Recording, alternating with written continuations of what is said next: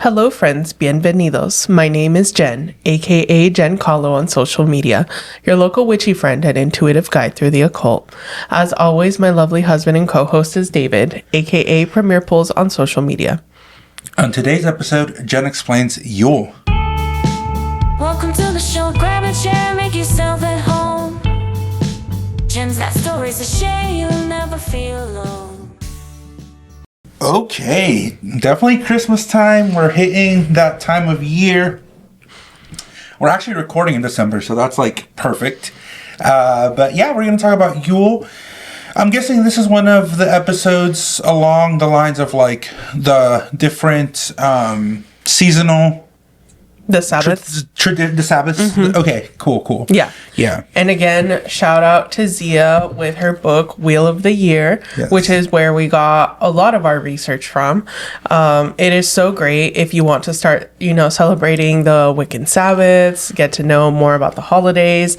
And it also has journal prompts and tarot spreads and so many wonderful things. So check it out. Check it out. By the time this episode comes out, will your last day have happened already? Yeah, okay. Yeah, my last day at Infinity Coven will have passed. Yeah, but I mean, Zia is still selling online, so you can still have the Infinity Coven goodness online. I will link her website and also the direct link to this book in the show notes, if there are any left. I don't know if she's sold out or not, but It's a really good book. Do you want to take just maybe a moment of reflection on your journey at Infinity Coven? I think since we're talking about it, and obviously by the time this is out, your last day has passed, but I'm kind of curious, and I'm sure it'd be really nice for the listeners to know about your journey at Infinity Coven. Yeah, so I remember the day that we met Zia. It was after like a supermoon in Capricorn at 1 degree. It was like right on my IC, which is the bottom of my chart. So that day was truly magical. I'm originally from Los Angeles, so I grew up in the bigger city, and then we moved to Merced. But I feel like my confidence has been rocked since leaving it. Like, I feel like a little part of me was like, could I not make it in LA? And I feel like I've really gotten over that imposter syndrome recently, because a lot of LA was like from youth to exiting college, and I was like, I really want to see if I can keep up with astrologers and tarot readers in a bigger city, and the Bay is closer to us than LA. So, my dream one day would be to practice in, the San Francisco Bay Area. And like right after I thought about that is when we met Zia, and she was immediately like, I like your vibe, come here, you can, practice, we'll make it a win-win situation, which we did. And I feel like being there really gave me a lot of courage and a lot of practice. Something that Chris Brennan, who's an astrologer, the 8-hour podcast guy, as David calls him, says, he's like, you should really, if you're going to be serious astrologer, study astrology for 4 years by yourself. That's like books, webinars, basically like learn your craft, essentially. Yeah, like a bachelor's degree sort of level. But then after 4 years, you pretty much maxed out of what you can learn without practical application. So after 4 years, you really need to practice, and that's how you gain a lot from your craft, and then of course continue the continuing education. So I feel like when we met Zia, I was kind of at the precipice of that, where it's like, I am practicing online and in Merced, but I need that quick flow of energy, like people coming in and out unexpectedly, randomly, where I don't have time to prep. It's just like, oh, you're here, let's do this. So I feel like I learned a lot about astrology, I learned a lot about myself, and I learned a lot about people. And I'm so thankful for the opportunity to be at Infinity Coven, and I'm sure my journey in big cities in the Bay Area doesn't end there. It's only beginning. Yeah. No, it's super exciting. And if you haven't listened to Zia's episode, it was a great one, and it was an honor to be in her space and learn her craft. So thank you so much for this great partnership. Yeah, and it showed me that truly kind humans exist. I was so shocked by her generosity, knowledge, humility, and just what a great person she is. We're going to stay friends for life. I know that. Yeah. Awesome.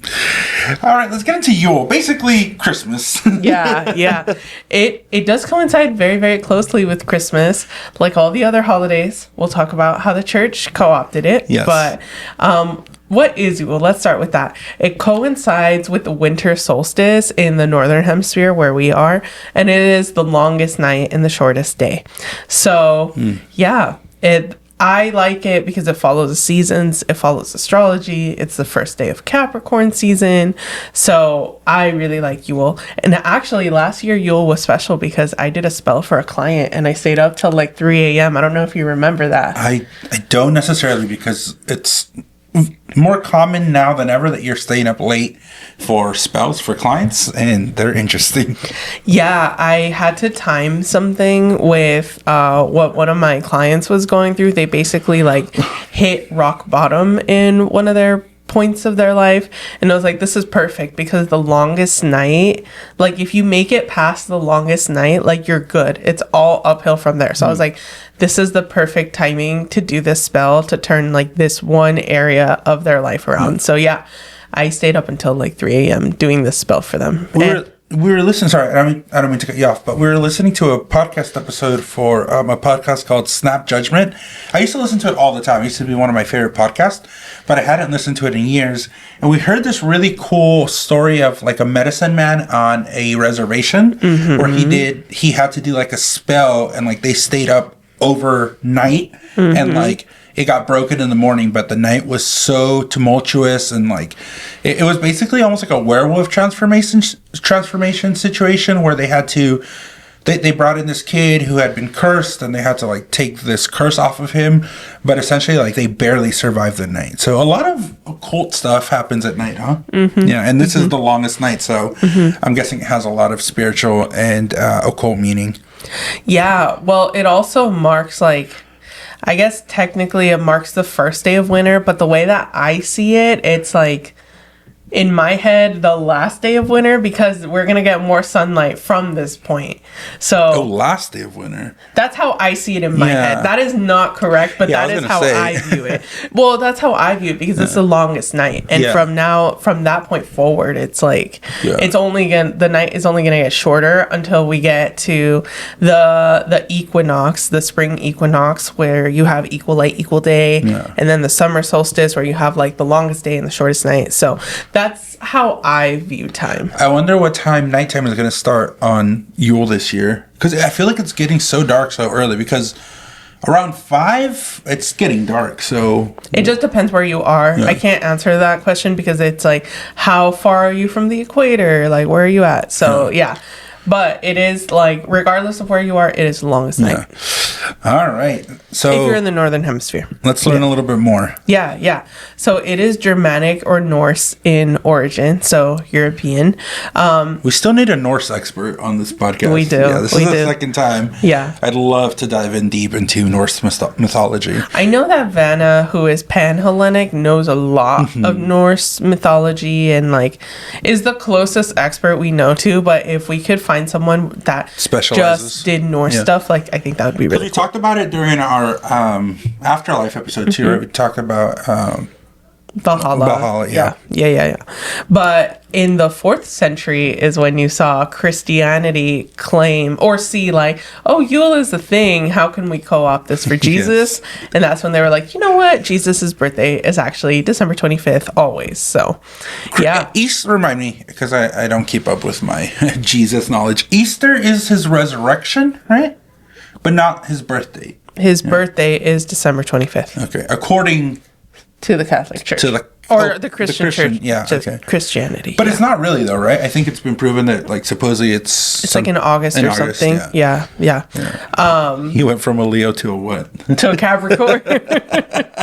I know, right? Yeah. So there was that, but before the co-opt, what happened? So it was the celebration of the longest night, and basically nighttime, like back in the day, pre-TikTok, just kidding, like pre-everything, the nighttime was scary because that's when it got like the coldest. That's when like predators, both human and like non-human, would come out. And there's no such thing as non-human predator. I mean, do you mean animals or do you mean spirits? Like animals. Oh, like, animals. Okay. Like coyotes and bears and stuff. I thought you meant like spirits or ghosts. Well, eso también, but yeah. So if you like made it through the night, it's like you live to see another day. And with the longest night, this was like the most perilous one because you had to survive like more. In 4th century, though, thinking back to, I guess, Western human history, we had... But Yule was going on pre-4th century. 4th century is just when they were like, Jesus in the mix. Okay, got it. But this has been happening since like BC, basically. Okay, so as humans around this time... I mean, we weren't living in caves, but we were probably living in huts, right? Huts and... It depends what society you were a part of, but there was a lot of, like, definitely... exposure. Hunting, exposure. Maybe you had, like, log cabins. Definitely no electricity. Yeah. You know, everything was, like, fire. I find an interesting parallel where things are cyclical. So, obviously, in those times... those people would have loved to have shelter, electricity, house, like it was running water. So it was so dark and you had no light source. And now in modern days, we seek out places without light and light pollution. For example, like Joshua Tree or Arizona, like the attraction. Flagstaff. Yes, Flagstaff. The attraction is that, right? That there is no light pollution at all, and you can look at a clear night sky without any interruption from like modern technology or electricity. But it's cyclical, right? Yeah. Now we seek it out. Well, we're always seeking balance, right? Too much of one thing. There was too much darkness back then, and now there's too much light. Yeah. I'll take the light personally. But believe it or not, even though it was like the longest night, spooky ooky, it was a celebration of rebirth and revival because it's like it's all uphill from here. Is basically what you will symbolize. We just gotta get through it. Yeah. Because after this, like tomorrow, the night is not as long, and so on and so forth. Like we get more daylight past Yule. So no, that makes sense. Yeah. I'm having a moment because we're talking about night and kind of cold, and the studio is freezing right now, and I'm so cold. And talking about Yule's making me colder. Yeah, so people would burn, obviously, the Yule log, candles, bonfires. What is a Yule log? Is it just the name of the logs you would burn in that time? Yeah, so a Yule log is special. That's why a lot of people like the crackling fireplace, or like if you go on YouTube and it's like... Gosh, that's another parallel. Like they used to have to do it in real life, and now we can just go on Netflix and say, play a Yule log. Yeah, Yule log ASMR. Yes. But the Yule log is a special log decorated with greenery, probably like juniper or pine, stuff like that, and splashed with oil or wine to symbolize abundance. And they would burn that. So it burned bien chingón because it had like alcohol or oil on it. Yeah. Oh, we don't have a fireplace, but we have a fire pit. We should burn a Yule log this year. Yeah. That would be really fun. Yeah, we'll make a Yule log. Come over to our house to burn a Yule log with us. Yes. The one time burning is allowed. Side note. So I did a group spell, which we called Full Moon Farewell to 2025 with the Patreon. It was such a lovely time. Thank you to everyone that showed up. But I've really been telling people, like, I'm moving away from fire because I cannot be trusted. Really? So if you're on the same boat as me, like, this is the stuff that you can do without a fire. Wait. We're not going to gloss over this. You're such a pyro. What happened? Did you have a scare? You had a scare, didn't you? You had a scare, and you didn't tell me. And now we're finding out together on our podcast in a very public way. So, no, I've talked about it on the podcast before, but I just respect my partner, and my partner's like, yo, I don't like when you light shit on fire. So okay, no. It's not that I don't like it. I just worry sometimes that you're gonna like forget it. But if you're on top of your shit, I mean, I trust you. Yeah. Well, anyway, it's also daunting. Like I'll come into the bedroom and it's very dark, and I'm like, you see the underglow under the door. I'm like, what the fuck is going on in there? And I'll open it, and it looks like an incantation, or I'm like, what are all these candles? No, I don't mind. I love burning candles, but like for aesthetic and aromatic reasons. You like burning candles for other reasons, but we usually always have some sort of candle burning, whether it's for magic reasons or for logical reasons. But no. Don't let me discourage you. Just don't burn our house down. That's all I ask. Anyway, I've been telling people that you can do more than just play with fire. But of course, everyone's like, burn it. Across the way, I'm looking at our fire extinguisher right now because we have one in the studio, and it's funny. Yeah. So, yes. But don't stop on my account. No, like, I need it on record that I'm okay with you using fire in your spells. And I need it on record that you acknowledge that. Yes. Well, I have a cauldron, and then one of the folks that showed up burned her thing in a metal bowl. So it's like, as long as you're burning it in a place where you can like snuff it, because the cauldron is made out of cast iron. Yeah. And then if I put the lid on top, it would suffocate it if it got out of hand. But anyway, yeah. So people would burn candles, bonfires, the Yule log. We're gonna burn a Yule log. I'm very excited. Yeah, let's do it. Yeah. I'm actually really excited. We should. Oh, we won't. Side note, I don't think we'll be here, but we can burn it where we're gonna travel to. Ooh, what day is it? Oh yeah, good question. So the winter solstice changes because it's depending on celestial bodies and not necessarily the calendar, but it's usually between like December 21st or 22nd. December 21st and 22nd. We are gonna be. Oh, I know where we're gonna be. Yeah. Mm-hmm. So winter solstice, aka Yule, this year will happen Sunday, December 21st. Yes, we are gonna be. We might be able to do it. Okay. Yeah. Just not at our house. Yeah. Okay. Yeah. Cool. Anyway, and then obviously with Christmas, which borrowed a lot from Yule, we also see a lot of greenery like garlands, holly, wreaths, pine branches, pine trees, the Christmas tree, which represents rebirth and protection. So you're bringing like an evergreen into your home, and you're symbolizing like after this, spring is near. Like it's like a symbol of hope and rebirth and protection. I have a question, and this is going to be pure speculation, and I want your opinion. Do you think on an anthropological level, I mean, there's obviously the spiritual component, but I feel like back in the day, a lot of things had pragmatism to them, and then they assign the meaning. I'm curious if you have any theories or ideas as to why they would put these on their like decoration or things like that. I almost think that maybe a lot of these things that you're talking about, because they have a strong smell, I wonder if it kept away like bugs or insects, or do you think there was any pragmatism to these specific types of plants, herbs, and leaves? Thinking mundane before metaphysical, when you're indoors and it's cold, you're breathing in recycled air and you're not opening windows, even though there is a German tradition of like no matter how cold it is, you open all your windows for 15 minutes a day and then you shut them. Yeah. But just trying to think maybe logically here, maybe it helped with like oxygen circulation, especially if the plant was still alive, because they take carbon dioxide, make fresh oxygen. And a lot of people get like sick around this time. So, I mean, I always like to think about those things because obviously it started for a reason. I don't think it's always just like a spiritual thing, right? Well, sometimes people just like to decorate, just to decorate. That's true. Yeah. But I think there's a lot of similarities between these types of specific decorations. And that's probably what's abundant around the time. So, yeah.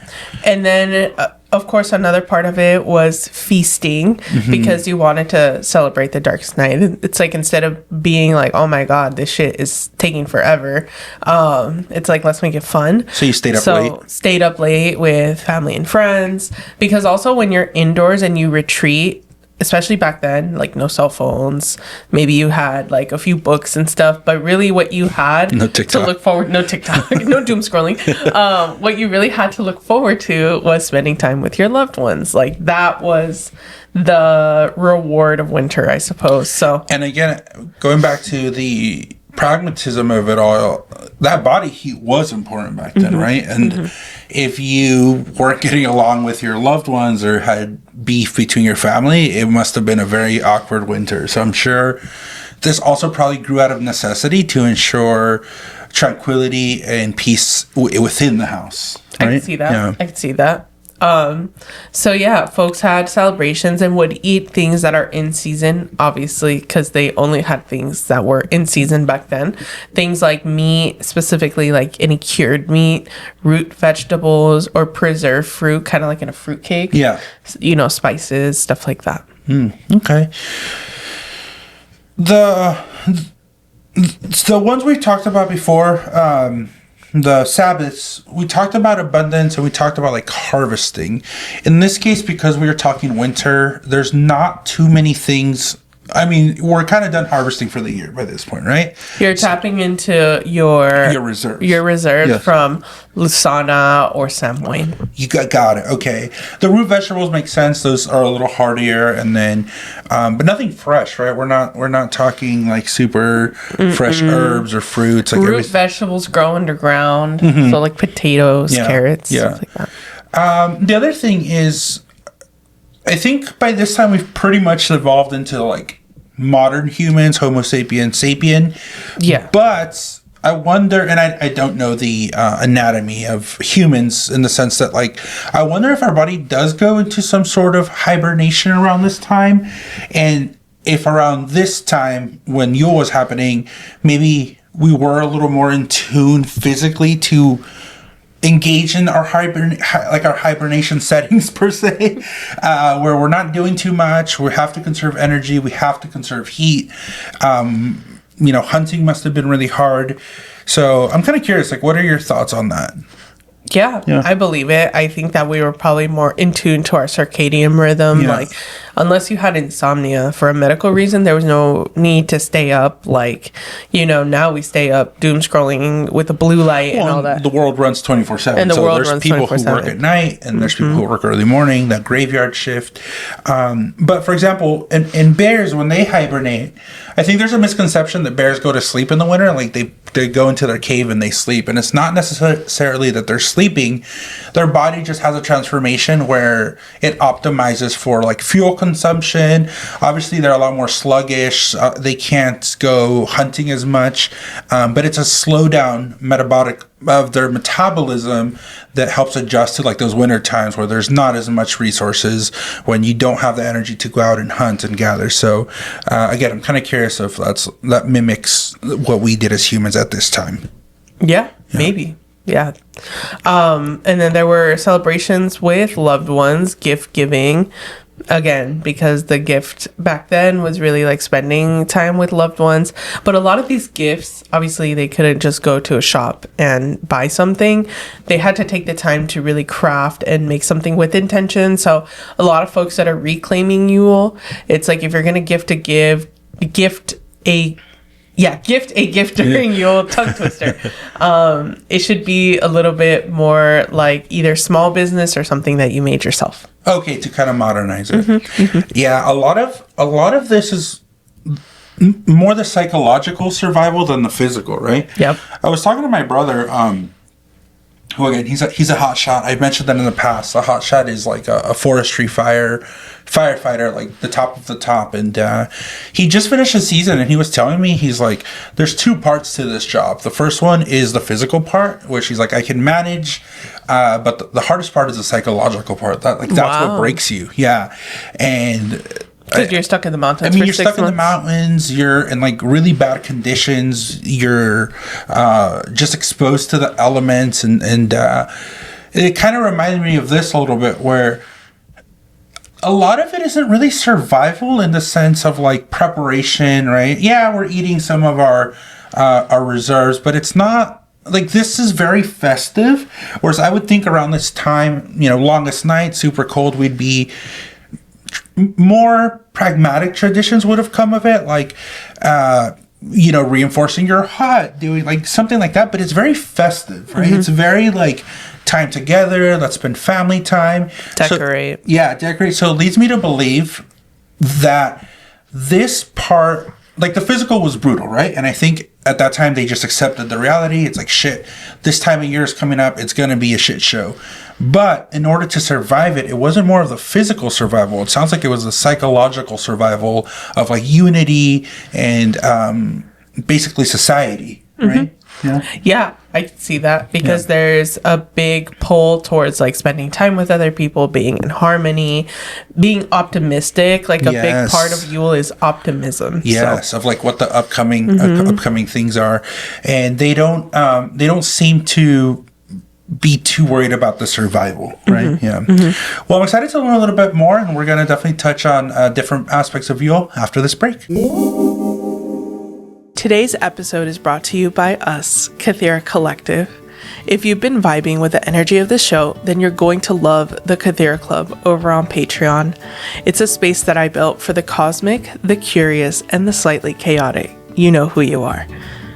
With 3 delicious tiers to choose from, we start with the chocolate level at $4 a month, which gains you access to weekly horoscopes and the exclusive Unhinged podcast, where I say things that don't make it to this main feed. It's sweet, it's spicy, and it's just for you. Next, we have the cafe level at $7 a month. This is where things really start to get cooking. You'll receive access to exclusive workshops, monthly virtual hangouts, and a private Discord community where you can chat directly with me and receive exclusive behind-the-scenes updates.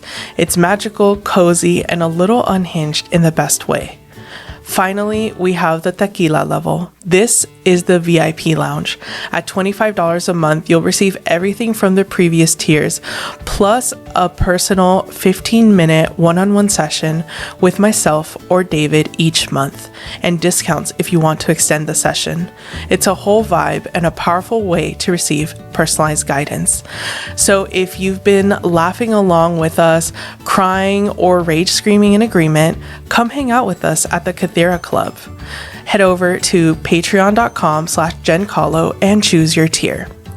If you want to sponsor an episode and advertise with us, go to our website, www.jencalo.com.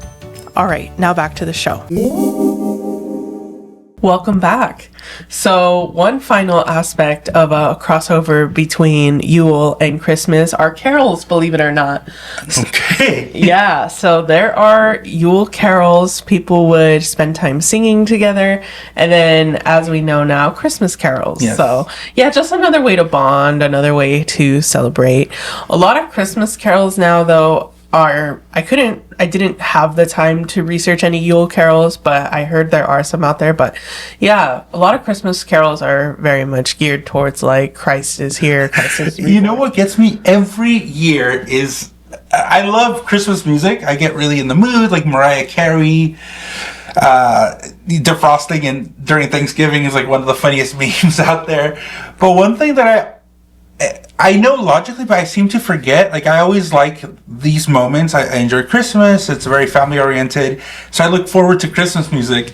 And then I'll listen to it. And I'm like, damn, this is very, like, Christ heavy. And then I'm like, well, yeah, it's Christmas. Yeah. So, and it happens to me every year. I'm like, yeah, this is a very Christian song, and it's talking about the birth of Christ. And I get swept up in, like, the time, but it always is jarring to me. Like, I would never listen to this music if it wasn't, for the season, which is why it's like 'tis the season, right? Yeah.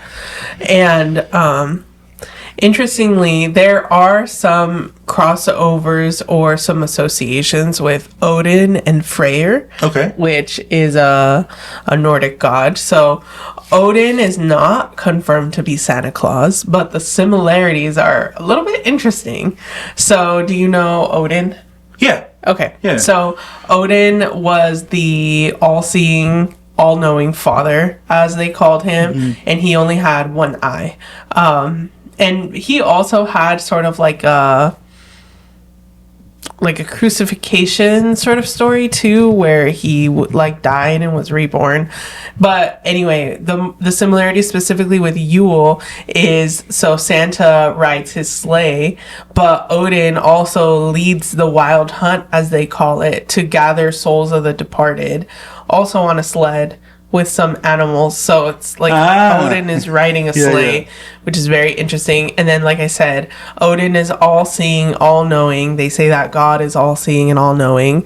And if you think about the Christmas song or the Christmas lyrics, he sees you when you're sleeping. He knows when you're awake. He knows if you've been bad or good, so be good for goodness sake.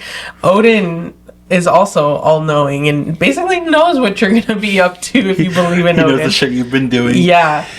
Another parallel, I guess, with Santa Claus is that it's Saint Nick, right? Saint Nicholas. So obviously, is he a saint from like Christianity or Catholicism? I mean, it's got to be, probably, right? Saint probably. Nick, Yeah. Side tangent. There was a movie that came out, I think last year, that was really good with your boyfriend, The Rock.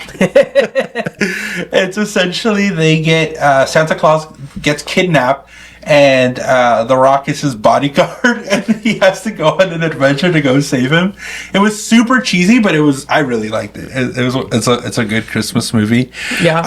I also want to point out that Fresno, which is about 40 minutes due south of us, throws a Krampus Fest on, and I saw. I think Sarah had posted something, and I don't know if she's doing her own thing or she reposted the Fresno thing.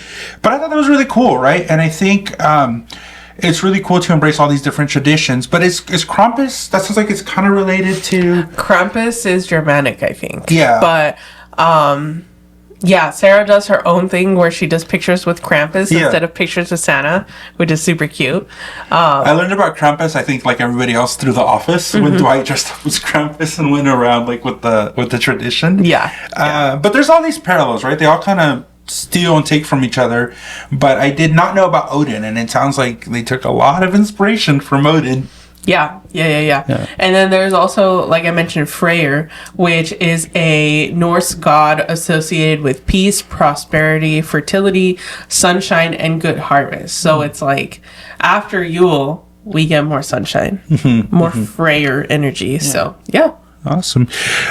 We touched on it a little bit earlier at the top of the episode, but it's Capricorn season, right? So remind us some of the parallels of like being around this time and being a Capricorn.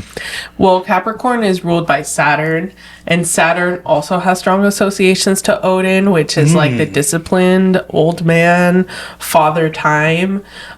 So that's very interesting. There's also something called, which I ran out of time to research, a Yule goat, which people make out of like hay, and some people burn, but you're not supposed to burn. It's very interesting. But I was like, I wonder if there is associations with Capricorn and Yule, but through my research, it's mere coincidence from what I saw. But I was gonna say, because Capricorn is the ram, right? The sea goat. No, the ram is Aries. Aries, okay. Capricorn is the sea goat. Got it. Okay. Or, interestingly enough, Vaporeon is basically Capricorn because it's like a... Vaporeon, the Pokemon? The Pokemon, yes. Oh, okay. Yeah, because it's like half mermaid, half Eevee. So it is like a sea goat almost. Sea Eevee. Yeah. Yeah, Okay. I didn't... Someone pointed it out to me. They were like, Vaporeon is basically just Capricorn. And then I looked at it, I was like, holy shit, you're right. Yeah. Okay. Yeah. I did not know that. With the time that we are right now, we talked about it a little bit with new beginnings. What about Yule and I guess Capricorn season? Like, what is the characteristics of preparing for like a new year? We're not doing a New Year's episode this year, but I mean, we're in that transitional phase, right? We're wrapping up loose ends and we're starting new beginnings. Yeah. So I mean, Capricorn marks the beginning of a new season. It marks that we are heading into winter, and it begins the last quadrant before the zodiacal new year. So Capricorn marks like these are the last 3 signs before we get to Aries season, aka the new zodiacal year. Oh, okay. I see. Yeah. I see. Okay. Yeah. So it's really like pushing, wrapping up, hard work, determination, which you need to survive the winter. It's like that last final push, right? Yeah. And as you mentioned, the longest night, right? So if we can get through the longest night, we'll be good. I think this would also be a good opportunity because I don't think the remaining topics for the years give us an opportunity to talk about this. But there's been a lot of theme of checking in 2025. I know at the end of 2024, we kind of did a forecast of like what 2025 was going to look like. We talked about kind of how the first half was going to be more hermit mode, work on yourself. Around the time we did whatever the summer solstice one was, we talked about like now it's the time to be social. We talked a lot about relationships and it was a good time to get out. as we wrap up 2025 and we're talking about Yule, what are some of the themes that we did see throughout the year, and what are some of the things that you think, yeah, what I figured out in December 2024 kind of came to fruition in 2025? Yeah, I would say that the first 6 months were a little bit more of a wash, a little bit more chaotic for me and also for a lot of other people. But in my personal experience, last December 2024, what I projected or saw with the stars was, yeah, the first 6 months are going to be kind of challenging. It's going to be a little bit more like internal work on yourself. And then of course, like, I got sick. We were figuring out taxes and like what is the direction we want to take, as well as some other personal things that we needed to wrap up. And then the second half of 2025 was a lot more social, extroverted, actually doing things. So prosperity. Yeah, prosperity. And I feel like that theme also played out with your clients, right? I feel like the readings you did and the services you offered in 2025, it was a lot of that, like, that self-work, right? Yeah. Tying it a little back to Yule, so like, what do we do? What's something good to do during Yule time, maybe as a reflection of the last 12 months? Yeah, it's the same thing that I did with my Patreon, which is really thinking about like, what do you want to leave in this year, looking at the like calendar year, what do you want to leave in 2025 and what do you want to bring forward in 2026? Like, what do you want to leave with the darkest night? And then when we get more and more sunshine, like, what do you want to nurture and take into 2026? Yeah. And then one last question I had, as far as maybe a recommendation for those folks who, you know, we're talking about family closeness and being really close to their family, but I think it's also important to acknowledge around this time, holiday time, Christmas, Thanksgiving, a lot of people don't have at least their birth families that they can go to, feel safe with, or have that community. What can we offer to our listeners who maybe don't have that but still want to partake in some of that Yule celebration? How can they get that fulfillment spiritually from this time of year? Yeah, definitely. If you can celebrate it with friends or your chosen family, like, it doesn't have to be your blood family, but if you don't have anyone for whatever reason, we've definitely had holidays where we've celebrated just by ourselves because he used to work in crisis work. He got out and then I worked in crisis work. So sometimes like none of our friends or family were in the area, or we didn't have as many friends in the area, and we couldn't go celebrate with our family that was so far away. So it was really just us, and it felt very, very lonely sometimes. But if you are celebrating alone, then I would say, you know, this time the internet could be a wonderful tool and a wonderful place if you wanted to like join a live stream or just like be with a community of people, or if you're just like, I don't want to deal with that, it's just gonna be me, then definitely make it special just for you. Like, yeah, burn a Yule log just for you, decorate just for you. We're really busy, but I'm really sad that we're not decorating this year. I'm like, I really want to decorate, even if it's just for ourselves, even if it's just for a few days. I want to bring some cheer to us, you know, prepare a meal that makes you happy, that celebrates, like, you know, I'm making it through the winter, and just treat yourself like really gently. Basically make your home like a nice cozy environment and be like, I'm not decorating for other people or because other people are coming over. I'm decorating just because I want to celebrate the fact that I am alive at this moment. Yeah. And, you know, you spoke about the internet. It is a double-edged sword. You know, remember, everything or most things you see on Instagram or online are very curated. And right now is the time of like capitalism, curation. Everything is picture perfect. So I encourage people to not get caught up in that. I mean, I think you mentioned it. Like, we're actually really sad we're not decorating this year. We didn't decorate for Halloween. These are things that we usually do every single year. When we first started dating, we actually made a commitment to like buy a tree every year, and we're just not doing that this year because of the time constraints. But that also means we're alive and we're loved, and there's people who want to see us. But we've been very go this time of year, and I just want to reflect on that too, right? Like, make the space for yourself, and don't get caught up in the aesthetics. And they do a really good job, right? This is the time of season where you know, you're conditioned to buy and to participate in society's traditions of like giving, and a lot of giving comes with like money and stuff. So, you know, if you can't do a Secret Santa, if you can't do a white elephant, if you can't buy a million gifts, like that's not a failure on your part. You're just fighting the machine essentially. So, just want to put that out there just for people who are like maybe not in the festive mood, or this is a difficult time for a lot of people. So. And again, with Yule, what means the most are the gifts that you make with your own hands. Mm-hmm. Or that a local artist made. Yeah. So show up with hands at the family. Not what I meant, but okay. Show up swinging at the Christmas parties. Opposite of the Yule spirit. All right. I see in our notes you have some very common scents during Yule. Can you talk a little bit about them? Yeah. So the common colors are red, green, and gold, similar to Christmas. Mm-hmm. And then scents, if you want to burn something that smells a little bit more like Yule: juniper, cinnamon, cedar, myrrh, frankincense, and citrus. Okay, what the hell is juniper? Juniper is a type of tree. Oh, okay, type of tree. Okay, so you would burn like the bark probably? Sometimes people make like dried wands and they smell really good, or just like a scented candle, like people just make them scented like that. Yeah. And the only one I know is that cinnamon is really good for abundance. Any other like magical properties of all these other things? Citrus can represent abundance as well. Frankincense is good for like psychic protection.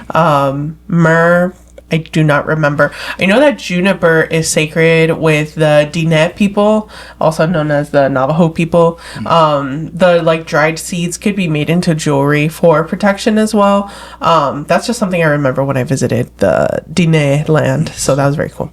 Awesome. All right. I mean, I think that's all we have on this, right? Mm-hmm. Yeah? Mm-hmm. Yeah. We do have some comments, though, from some past posts. Yeah. So, a comment from Jamie. Hey, Jamie. We love you. Yes, we do love you. On Instagram for the Mystic Maintenance with Stephanie. I love this episode. So authentic and relatable to...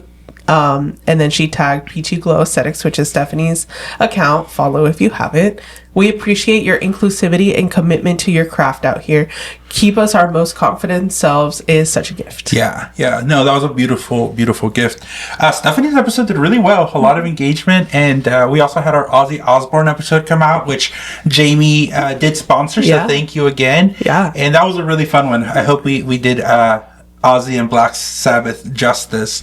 And that is a little bit of a sneak peek into our next episode. We're going to be talking about occult lyrics and music. And that one I'm super, super excited for. I think it's going to be a fun one. It's going to be a fun one to talk about. Yes. So remember, you can get in touch with us. Instagram, TikTok, YouTube, Blue Sky at Jen Kahlo and JenKahlo.com.